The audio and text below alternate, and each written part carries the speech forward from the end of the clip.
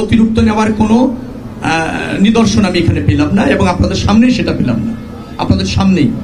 এবং যে সমস্ত টিম আছে তারাও বলছে যে না, এখানে ভাড়া বেশি নেওয়া হয়নি, যাত্রীদের কোনো অভিযোগ নেই, শৃঙ্খলার সাথে এই বাস স্ট্যান্ড থেকে যাত্রীরা ঢাকার বাইরে যেতে সক্ষম হয়েছে বাস পরিবহনের মাধ্যমে। যেহেতু গাড়িটি তো মাঝপথে যাবে না, গাড়িটির ভাড়া নির্ধারণ, ফুয়েল সবই নির্ধারণ করা হয়েছে খুলনার জন্য। তার যে কস্টিং বা তার ব্যয়, খুলনা যাওয়ার ব্যয় নির্ধারণ করে ভাড়াটা নির্ধারণ করেছে। এখন যে গাড়িটি খুলনা যাবে, আপনি যদি মাঝপথে নেমে যান, নেমে যদি অর্ধেক ভাড়া দিতে চান, তাহলে ওই যে অর্ধেক ভাড়া বিবেচনা করে ভাড়া নির্ধারণটা হয়নি। যেহেতু তার রুটটা হচ্ছে গাবতলী থেকে সরাসরি খুলনা, তার ব্যয়টাও খুলনাগামী একটা গাড়ির জন্য যা থাকে, যার ফলে টিকিটেও তাকে সেই ভাড়াটা নিতে হচ্ছে।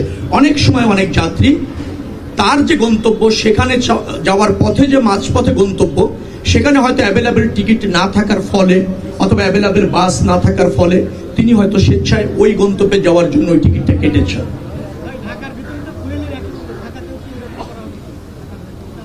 আমি আগেই বলেছি 15 তারিখ রাত 11টা থেকে গণপরিবহনে পর্যাপ্ত ফুয়েল দেওয়া হচ্ছে।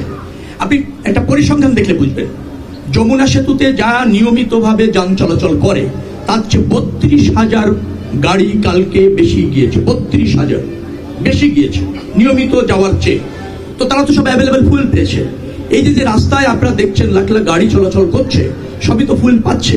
তো ফুয়েল 15 তারিখ রাত থেকে গণপরিবহনে অ্যাভেলেবেল আছে। আমি এখনো পর্যন্ত ফুয়েল নিয়ে কোনো কমপ্লেন পাচ্ছি না। আর কেউ যদি পেয়ে না থাকেন ফুয়েল, আমি মনে করি এখন তো খুব ইজি হয়েছে, আপনি কমপ্লেন করতে পারেন, আপনি হটলাইনে ফোন করতে পারেন। আমরা সেটা দিয়ে রেখেছি পরিবহন ক্ষেত্রে, 16107 আমাদের হটলাইন নাম্বার আছে, 999 আছে।